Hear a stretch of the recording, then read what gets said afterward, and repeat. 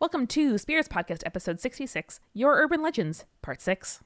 Ooh, lots of sixes. That's that's three sixes, Julia. Yep, you've cursed us all. Thank you for that. We have on this episode no research of our own, but instead stories from you, our listeners, and we are so stoked to bring them to you. But first, we would love to thank and welcome our newest patrons, Mariah and Megan, as well as to thank our supporting producer level patrons. These are people who pledge money to us every episode at patreon.com/spiritspodcast and help us make the show and pay ourselves and our editor and ways to, make some money and justify keep doing the show. And truly your support helps us keep doing this. And they get some great stuff in return. They do. They get perks, they get recipe cards, they get behind the scenes notes where we reflect soberly on our drunken selves, reading these letters and doing the research and telling the stories. So thank you so much to Neil, Philip, Julie, Sarah, Christina, Josh, Eeyore, Sandra, Cami, Lindsay, Ryan, Shelby, Lynn, Mercedes, Phil, Catherine, and Deborah, as well as our legend level patrons, Leanne, Ashley, Cassie, Ashley Marie, Bridge, and Shannon. You guys are all the spoon lickers of our hearts. It'll make sense in the episode. It won't ever make sense, but it'll at least have context. It'll have context. And Julie, what were we drinking this episode? There's a very there's a very good story at the beginning of this episode. Yeah. That is inspired by Icelandic mythology. So I went out and I bought us a bottle of Icelandic vodka and we did a couple shots of those. I normally don't drink vodka, and this is why. And I get a little bit sloppy, a little bit sad, a little bit sentimental. Yep. We yell about pies. Yep. It's a pretty good episode, not gonna lie. Pretty solid. We haven't done a recommendation corner in a while. That's true. What have you been listening to and reading recently? Ars Paradoxica just started up their last and final arc of their season. It is an amazing story about time travel and the Cold War and espionage, and it's absolutely gorgeous storytelling, gorgeous sound design. If you guys remember our Hero's Journey episode with audio drama wizard Misha Stanton, you will know that everything that they touch is absolute gold, and you should catch up on Ars Paradoxica or be listening to it because it is wonderful. They just passed 2 million downloads. They did. So congratulations, which I think on today, February 28th, Spirits will also pass 2 million downloads. We'll post about it on it's very exciting. Yeah. I turned 26. We passed 2 million downloads. Yes, it's a great day. It's all you. And for the record, if you listen to this episode not the day it was released, in the far future, wish me a happy birthday. Just tweet me. It's okay. Fine. I will accept it. My recommendation, I'm going to recommend 2 books. One is very niche and one is good for literally every single listener to Spirits. So the one that only probably a few of you will like is called The Power Broker. It won the Pulitzer Prize in the 1980s, I think. It's about Robert Moses, who was an architect and city planner that shaped the way that New York City was built. I feel like you've recommended this before. Not on Spirits. Okay. I'm reading it for the first time. It's like more than 1,000 pages long, won the Pulitzer Prize. It is about infrastructure and architecture and money in city planning, and it is fucking riveting, people. It's so good, especially if you live on Long Island, if you grew up in New York City, if you know this area. Literally every single thing that you think of as being, defining about our hometown was made by this one guy in a period of 30 years. And it is just incredible. So if you like that kind of stuff, you will love The Power Broker. But all of you, I promise, are going to love this book of short stories called Her Body and Other Parties by Carmen Maria Machado. It's this magic realism collection of short stories. It is fucking feminist. It is queer. It is sci-fi. If you like Kelly Link, if you like Angela Carter, if you like Helen Oyeyemi, you are going to love this collection of stories. It is out. It's in your libraries. It is on your independent bookstores of the world. It's on Kindle if you need it. And it is so good. Please read it and let me know what your favorite story is. I'll also plug here our Goodreads group, which is linked to in the description of this podcast, and where Spirits fans talk about the books that they love. So that is a great place to get new recommendations and to share reviews of stories that you love. And share with us what stories you're listening to. We have the Facebook group, so you guys should totally go post what you're reading, what you're watching, what you're listening to. That is all kinds of creepy and cool. And urban legends of your own. If you send us an email, repost that biz in the Facebook group. People are going to love it. Hell yeah. But without any further ado, I hope that you really enjoy Spirits Podcast episode 66, Your Urban Legends, part 6.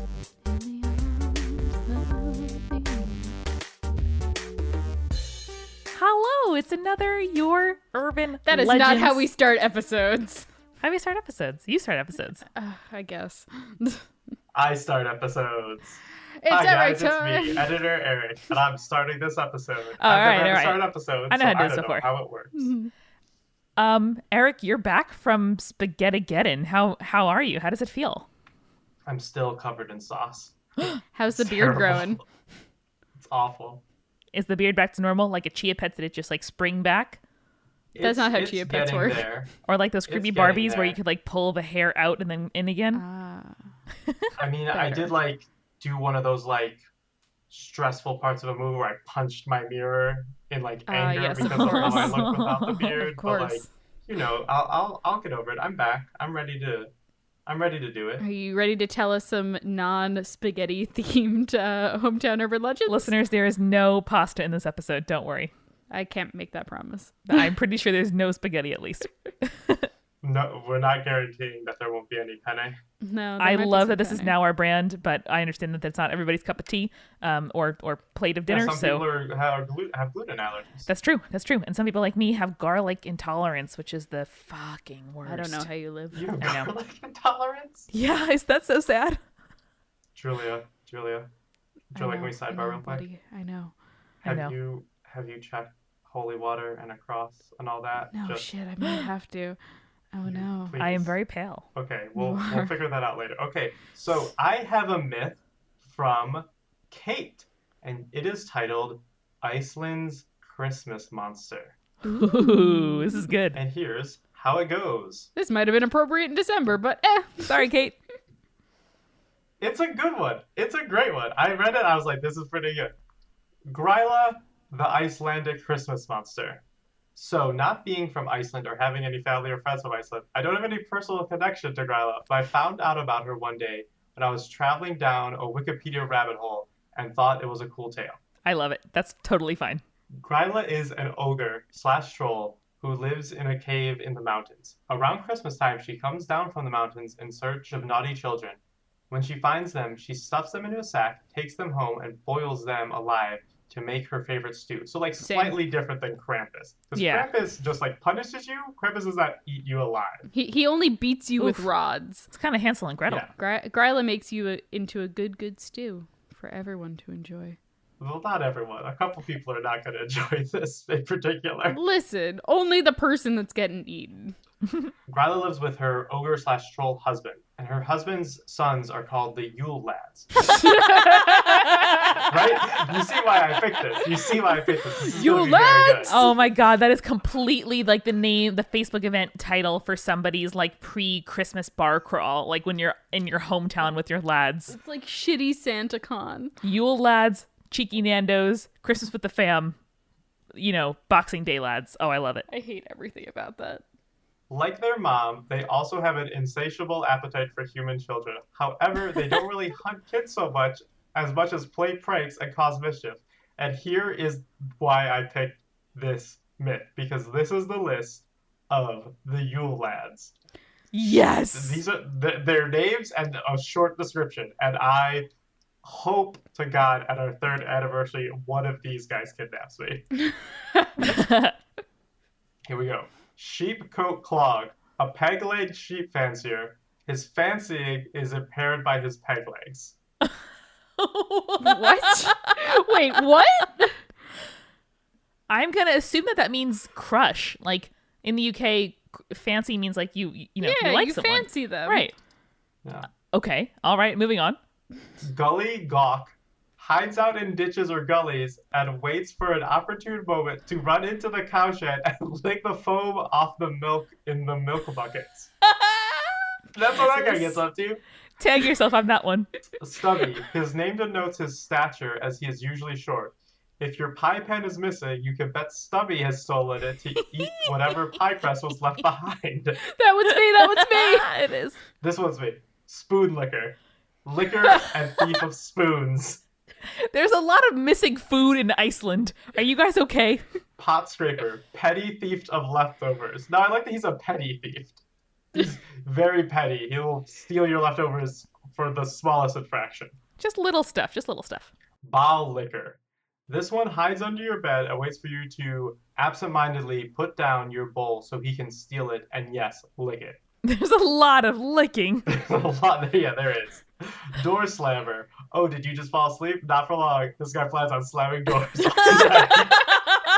That's every apartment building problem ever. It sounds like somebody with a dog who looks too cute to commit any of these crimes. Skyer gobbler. There will be no skyer, a type of yogurt, left in your house on the night of the skyer gobbler visits. This guy's just eating your yogurt. I love how specific So these dumb. are. Sausage swiper. He's gonna steal your Yep, sausage. nope, I got it. You That's don't it, have he to go any steals your further. sausage. The Yep. window peeper. He's watching you right now. No, he's not. The doorway sniffer uses his incredibly large nose to sniff through doors as a left bread, a traditional Icelandic bread. And he will locate that bread and he will take it. And he'll eat it. 'Cause that's what Julia they do. is crying. She's so excited So about these. dumb. They're all so petty. And the American ones would definitely be like leftover fry Fred or whatever, you know, like just fucking boot like awful food. No. Julia's crying. Meat hook. This fellow always brings a hook along with him so he can steal meat. Candle stealer. He follows children around so he can steal their candles, leaving them in the dark. No, not from kids. Those are all of the YULE lads, and that's what they're gonna get up to in 10 months. Which one am I again? Stubby? Jesus. Is that can I put it in my profile, to my Twitter profile now? Yeah, if I had an online dating profile, I would like tag myself and then post the list and be like, tell me which one you are. And if it's not Spoon Licker, I'm not interested. Exactly. He's the best one. And finally, Kate writes, now I don't know about Gryla, but at some point the YULE lads cleaned up their act.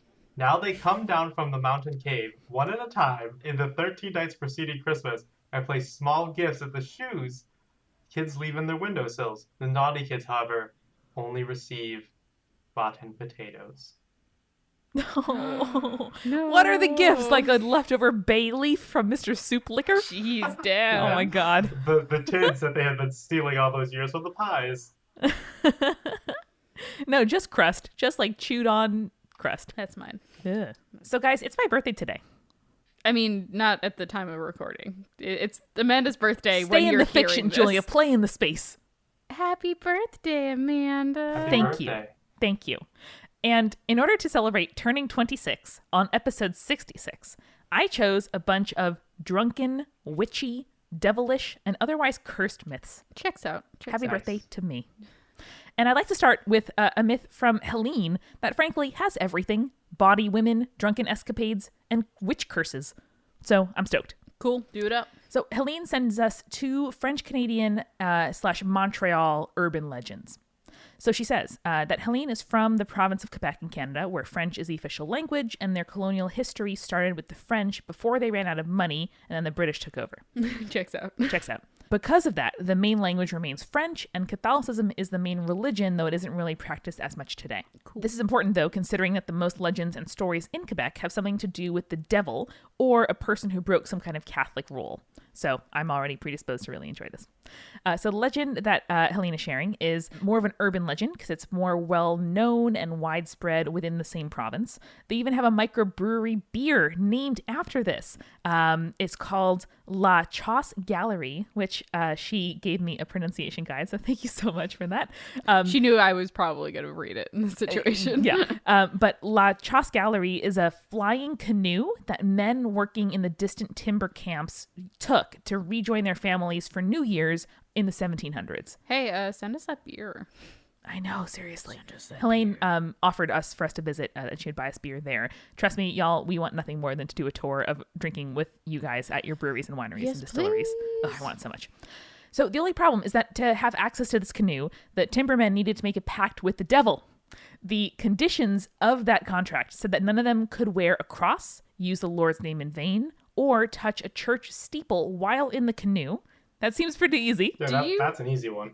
Wait, hold on. Do you touch church steeples easily? Is that a thing? That's what I'm saying. All right. And also, it seems like for the devil, using the Lord's name in vain would be like fucking do it all, Lol. do it up, right? Unless it summons the Lord, which would be bad. I don't know, whatever.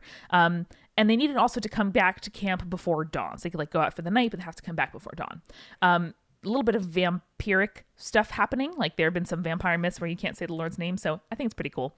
But the ending changes. Sometimes the devil spares the men, but in pretty much every version, one of the men becomes too drunk to steer. Checks out. And they either end up hitting a church steeple or they have another accident and someone starts swearing, God. which I just Wait, love. where is this happening again? Wait, I I'm just literally just confused did that. Why the church steeple? They're in a boat?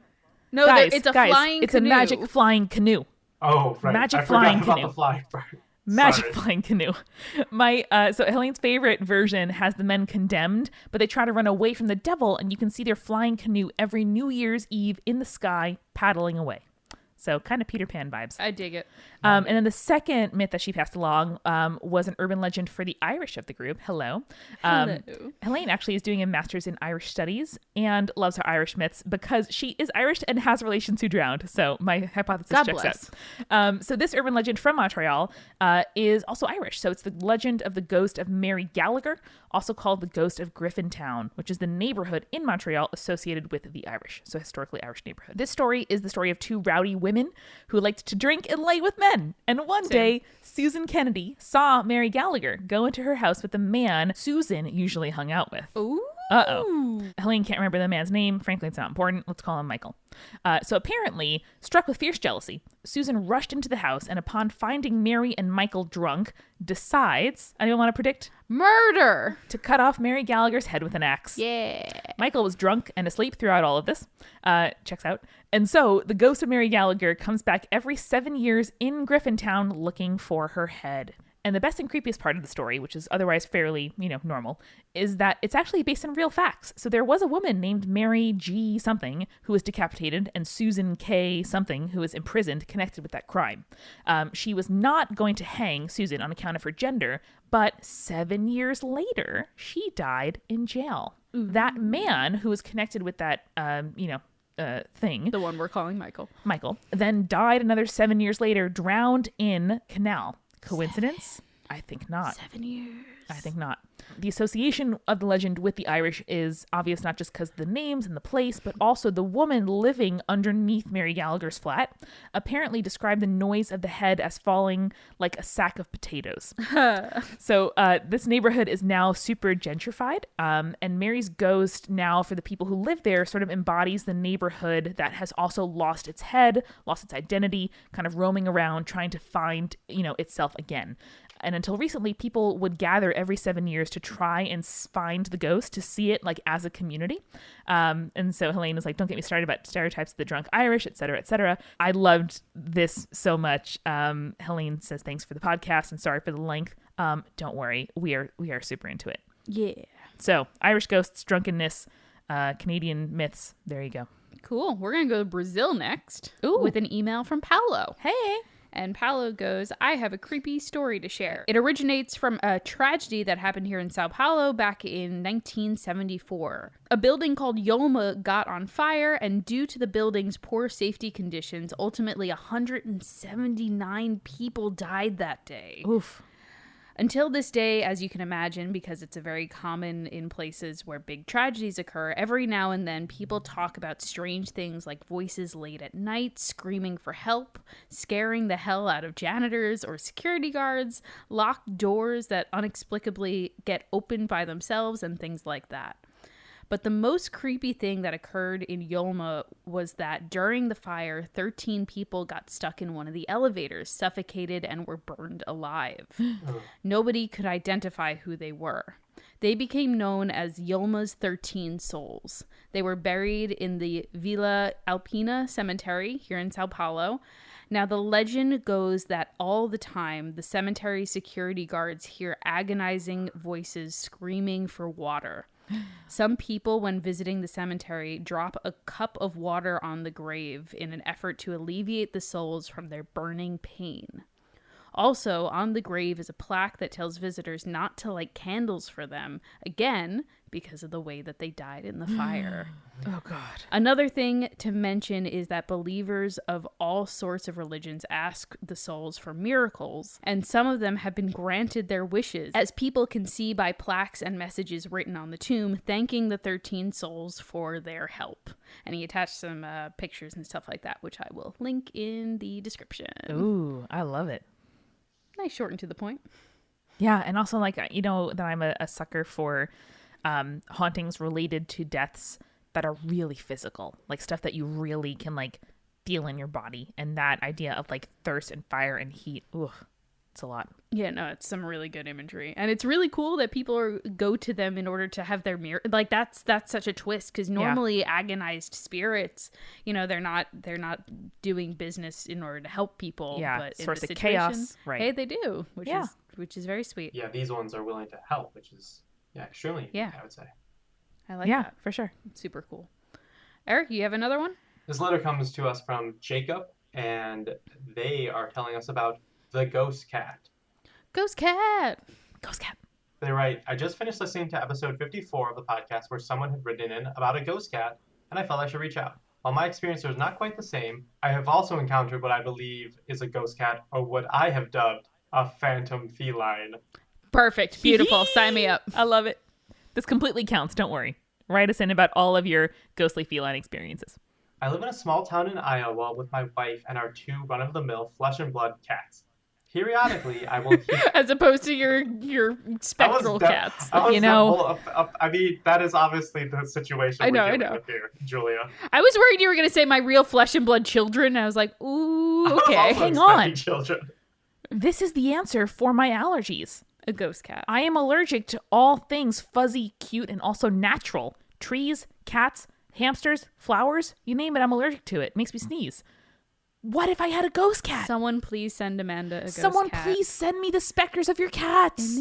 Today, you have the opportunity to support a woman who has never had the loving embrace of a warm pet, has never been able to take selfies with her cute cat, has never gotten scratched when all she wanted was to move the cat off her laptop.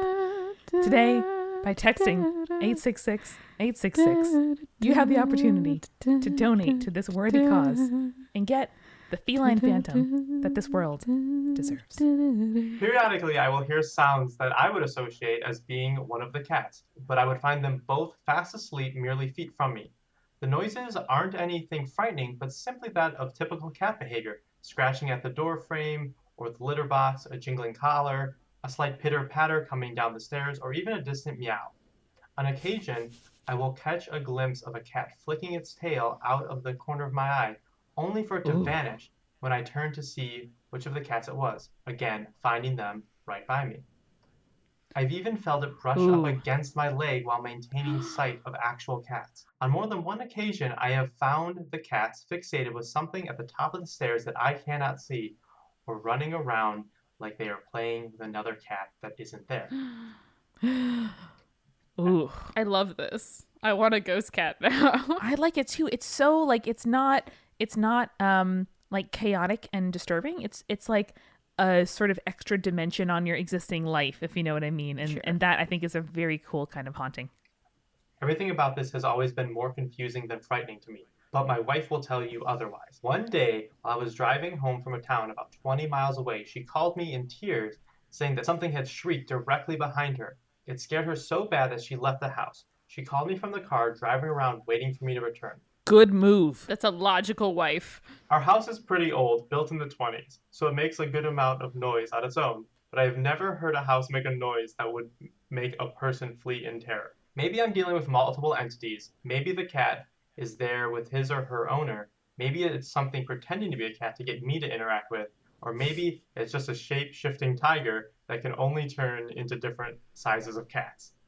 Good theory. That's adorable. The theory continues. Stuck in an alternate dimension that lays so close to our own that there may be places where they start to bleed into one another.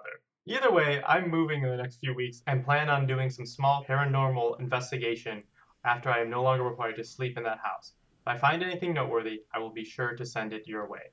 Love the show. Keep it up. How can you possibly move when you have a ghost cat? You don't have to feed it. Don't have to change the litter box. Well, it sounds like the ghost cat might be bad sometimes too. Just get to enjoy its wonders, its choices.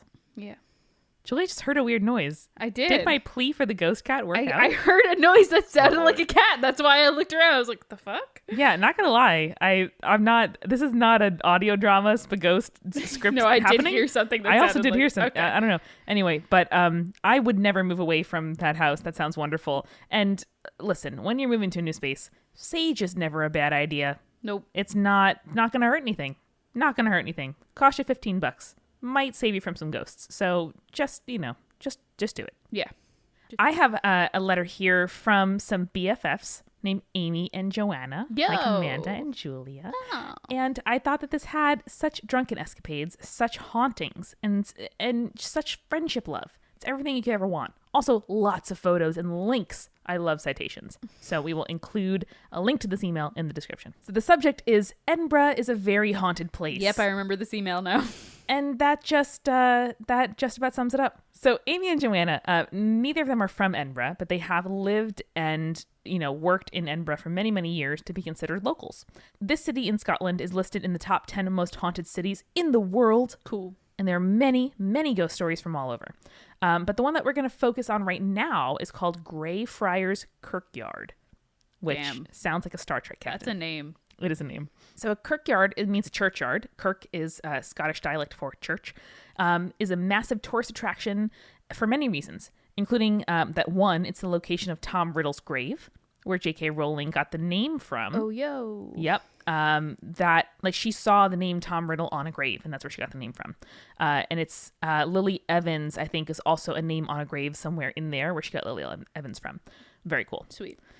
So 2, it's the resting place of Greyfriars Bobby, who was a Skye Terrier dog that spent 14 years guarding the grave of his owner in that same kirkyard. Like, oh my God, so cute.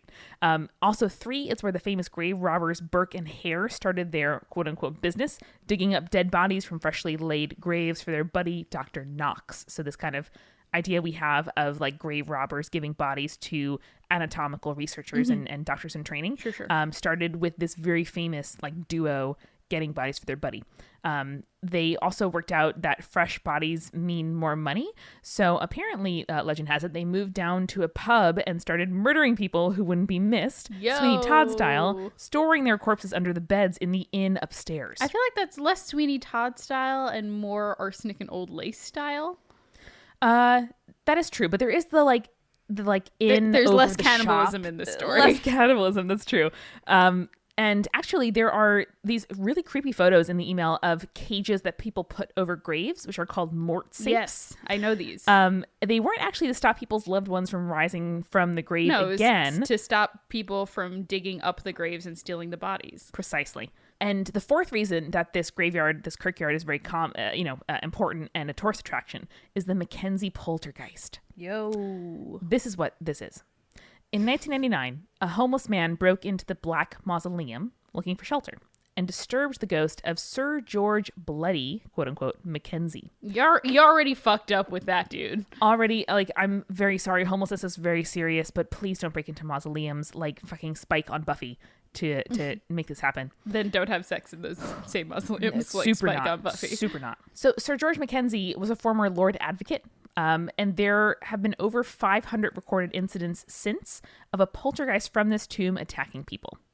So there used to be a ghost tour that visited the mausoleum where visitors often mentioned a strong feeling of unease, as well as unexplained, wait for it, cuts, bruises, scratches, and broken bones. Yeah, okay, so like the first 3... sometimes those things happen. Understandable. Unexplained broken bone. Yeah, everyone's broken up with just your femur into. Liability insurance. You can't not remember falling onto your leg and breaking it. I'm just trying to think about the poor like office manager who gets the call like, yeah, Susan, can you just dispatch someone here? There's another one. Another one, Jim. Another one. An article in the Scotsman newspaper from 2006, so just 7 years after the poltergeist was apparently activated, claims that 450 documented attacks and 140 people had collapsed. And, quote, even suspicion that the Mackenzie poltergeist was responsible for the death of a local psychic, unquote, after that psychic attempted an exorcism on the mausoleum. You fucked up. You fucked up, my friend. That psychic didn't even finish before noping the fuck out of there, fearing for his life. And he died a couple weeks later of a sudden unexplained heart attack, which is very sad, but also like, I don't know. You fucked up. The ghost tour officially stopped because of the sheer volume of people passing out at the mausoleum. Sounds like a smart idea. We're not sure when it stopped from asking around. Amy and Joanna did some first-person research and asked around and tried to see when it stopped, but they weren't sure.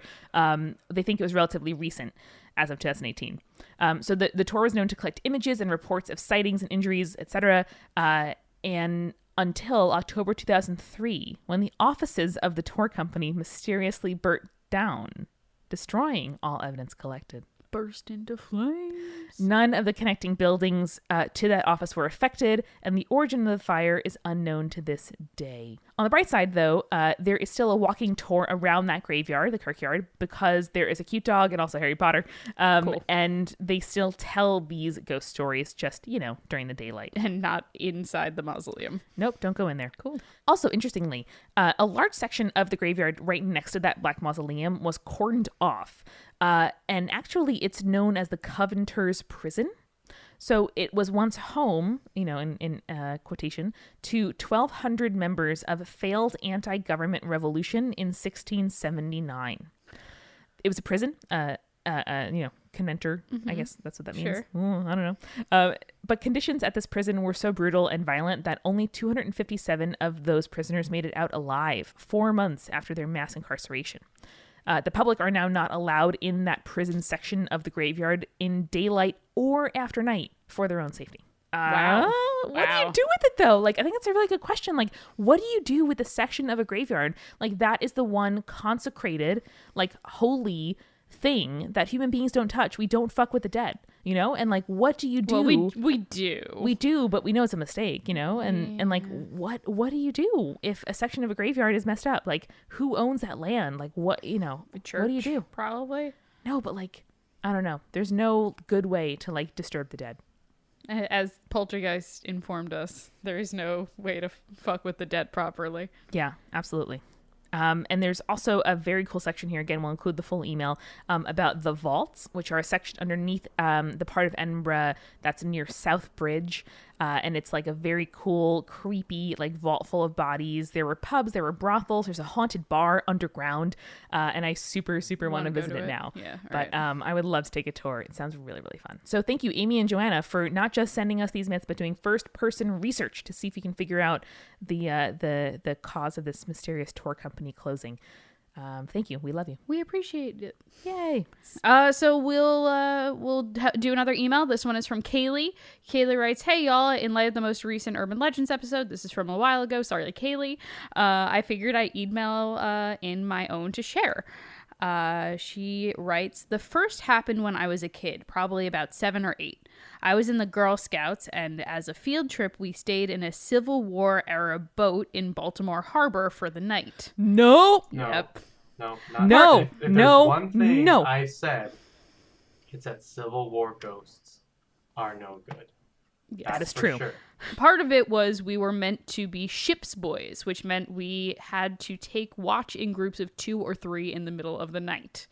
Wait, Uh-oh. hold on. Back. Why do they have to take watch? Because they were pretending to be people on the boat, and their position was ship's boy, which ship's boys were This doesn't notoriously seem like a good. This doesn't seem like an effective use of No. educational tools and experiences for children. Also, does this remind anybody of the fucked up Alaskan wilderness survival Yes, it trip does. myth we read? Oh my god. Except this is in Baltimore Harbor, so I think they're probably okay. I mean, but oh no. What happens? Okay, obviously, I'm already a bit creeped out, staying in a pitch black, super old boat, and with the beds right next to the old med bay where a ton of people died. And when it came time for my watch at 2 a.m., I was already wide awake. Children shouldn't be awake at 2 a.m. I woke up Unless Why they're can you sleep on this boat? Ugh. Why can you Oh, even God. sleep on this boat? It's I couldn't sleep on the boat. It's like people who sleep on the Intrepid and shit overnight. No! Yes, that's a thing people No! do. But No. it's not- no, I've done that. I slept on a World War II boat one time with Boy Scouts, but Yeah, that's a okay. boat with lights and stuff. This is an old boat. They probably could put lights in it, but they don't. Whatever. I'm Listen. finishing this goddamn No, story. I want to have a quick selfish No. plug. It's my birthday. I can plug if I want to. I want to sleep in the Metropolitan Museum and or the Museum of Natural That's History. a fucking thing you can do. I know, you have to pay money for it, though. Okay. So if anybody has connections at a museum, literally anywhere, I just want to sleep in a museum overnight. I want to be Mrs. Basil E. Frankweiler, and I want to do it. So if you have connections, hit me the fuck up, spiritspodcast@gmail.com. So your plug is more of a request for yourself to do something cool. Yes. I'm using my fame for selfish reasons, yes. This podcasting has been the longest con. So Kaylee writes, Sorry, Kaylee. Sorry, Julia. I woke up the other girl I was going with and we started walking around the ship. On our second lap around, I looked behind me to make sure the other girl was still following behind and saw a third figure behind us, way taller than any of the girls on the trip. No! It was still super dark, though, so I assumed it was one of the adults checking on us and didn't say anything. The whole time walking around, I had a really strong feeling of being watched, and I didn't sleep for the rest of the night because of it. I would chalk it up to sleep deprivation and imagination, but at a later Girl Scout meeting, the troop leader took me aside and asked who the man was on the boat with us. She told me she'd woken up in the middle of my watch and saw a tall man following us. It scared the shit out of me, suffice to say. So what we have here is gross negligence by the Girl Scouts of America. It sounds like Yes, agreed. More than anything else. It sounds like a Girl Scout leader was awake. First off, apparently they just let the girls wander the boat at 2 a.m. That doesn't seem safe. Secondly, one of them was spying on them from distance and saw a tall, creepy guy and just didn't do anything. What are you doing, Girl Scouts? Kaylee has one more quick story. Oh. Story number 2 comes from a little later when I told my grandma about this and asked if she believes in ghosts. My grandma is a seamstress, and she told me that back in the 80s she was working for someone in the city who may or may not have been part of the mafia, but that's another story. She was alone in his house, and after sewing for a while, she stood up to get a glass of water and saw a woman standing at the bottom of the stairs. The woman was in full period dress with 1800s Arab bonner and a nightgown, and just kind of stared at my grandma for a moment. The way my grandma tells it, she didn't even think to be afraid. There wasn't any ill will coming from the woman, and my grandma was eerily calm through the whole thing. My grandma and the ghost stared at each other for a while, and then the ghost smiled at her. My grandma blinked, and when she opened her eyes, the woman was gone. Ooh. And she goes, I hope these were creepy cool enough for y'all. Hearts. I think it does. They definitely were. There were some really good ones. Yeah. I love that image of the sort of like the ghost coexisting, and just like hanging out in your space together. Beautiful. Thank you, Kaylee. Also, literally, can every single person go ask their grandparents if they believe in ghosts and have your voice memo on your phone turned on and send us them? I show people's grandparent stories. And we're going to finish up with a story from CJ, who writes to us with a Czech folk tale called A Stray Boulder. And this is, again, about friendship, drunken escapades, and love. So I thought it would be a good note to end on. Okay. CJ is a native New Yorker living in a bohemian town of Česká Budějovice in the Czech Republic. CJ gave me pronunciation. Okay. I did my best. Anyway, so in this town, CJ picked up some local legends and is going to recount one. So most cities of any size throughout Europe have a central town square, often cobbled, which I can attest to. And this city of České is no exception. The square, in particular, in this town, is very square and symmetric and perfect, which is actually pretty uncommon. Often it would just be kind of a rectangular shape and, wherever the lines were, that's where the lines were. But in this square, there is a blemish of a particular note. There's a singular oval cobble about the size of a loaf of bread and has an X etched deeply upon it, the letter X. The stone is called the Bledny Common, I think, or in English, the Stray Boulder. So when CJ was new to town, they were talking with a school friend in the square and asked about the Stray Boulder. It does stand out from the rest of the very perfect regimented chessboard-like town square. And so the friend said, oh, you want to avoid that. It apparently marks where the town gallows once stood. And actually, this is like research-based and true. And it marks the spot where 10 men accused of regicide were hung. The friend didn't mention that part, just that it was, marks about gallows. So CJ's friend said that if you stand on that stone as the bell tower is striking the 12 tolls of midnight, you will be set lost into the city by the spirits of the dead, unable to find rest or return home until the sun rises. As far as curses go, not that bad. I will take a curse that lasts like 5-ish hours until the sun rises, but still. So many months later, a different friend of CJ's had been spending the day 2 hours north in the capital, Prague, and the two of them were returning together home by train. Beer on trains is way overpriced, so they brought on some quote-unquote orange juice and got thoroughly drunk on the train ride home. So by the time they got off the train and rode the bus into town center, it was nearly midnight. CJ says, I know you think you know what's going to happen, but just hold on. Any predictions? Ghost Train. It's the Ghost Train from Hey Arnold. Okay, all right. Let's. Is that different to the Snowball Express? What is that movie? What is that called? The Polar Express? The Polar Express. Jesus Christ. Yes, it's very different. One star is in Uncanny Valley, Tom Hanks, and the other was in Hey Arnold. Okay, well, in this case, no ghost train.